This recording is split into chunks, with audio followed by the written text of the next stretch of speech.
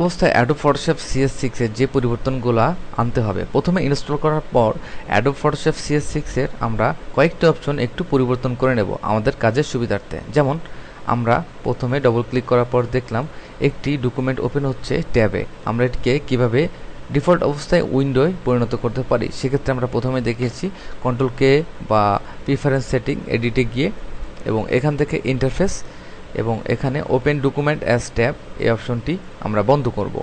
দ্বিতীয় যে অপশনটি রয়েছে সেটি হচ্ছে আমরা যদি কিছু টাইপ করি, মনে করেন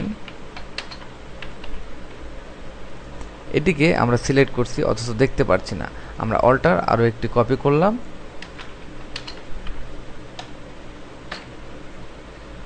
এখানে আমাদের দুইটি টেক্সট লেয়ার এবং সর্বশেষ আমাদের ব্যাকগ্রাউন্ড লেয়ার রয়েছে একটি ইমেজ। তো আমরা এই ইমেজটি সিলেক্ট করলাম রাইট বাটন ক্লিক করে গুড বয়। আমরা বুঝতে পারছি না আসলে এটি সিলেক্ট হয়েছে কিনা, সেক্ষেত্রে আমরা মুভ টুল দিয়ে শো ট্রান্সফর্ম কন্ট্রোল যখন সিলেক্ট করব তখন আমরা দেখতেছি যে অটোমেটিকলি আমাদের একটি ট্রান্সফর্ম কন্ট্রোল এখানে তৈরি হয়েছে, যেটা দিয়ে আমরা অবজেক্টটিকে ট্রান্সফর্ম করতে পারবো খুব সুবিধা।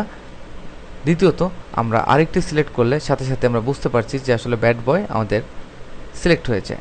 তো সেক্ষেত্রে আমরা এই সাহায্যটি এখানে পেতে পারি, শুধুমাত্র আমাদের মুভ টুলের এখানে শো ট্রান্সফর্ম কন্ট্রোলটি সিলেক্ট করতে হবে। তৃতীয় যে সুবিধাটি রয়েছে সেটি আমাদের লেয়ার প্রিভিউ। তো লেয়ার প্রিভিউ আমরা রাইট বাটন ক্লিক করে লার্জ থাম্বনেল, তো লার্জ থাম্বনেলের ক্ষেত্রে আমরা অনেক বড় দেখতে পারবো এবং সহজে আমরা সিলেক্ট করতে পারবো। আমরা যদি অন্য কোনো ইমেজকে এখানে ইনসার্ট করি সেক্ষেত্রে আমরা দেখতে পাচ্ছি যে আমাদের লার্জ থাম্বনেল অনেক বড়ভাবে শো করছে, যদি আমাদের স্মল থাকে তাহলে ছোট, আমরা এক্ষেত্রে লার্জ থাম্বনেল।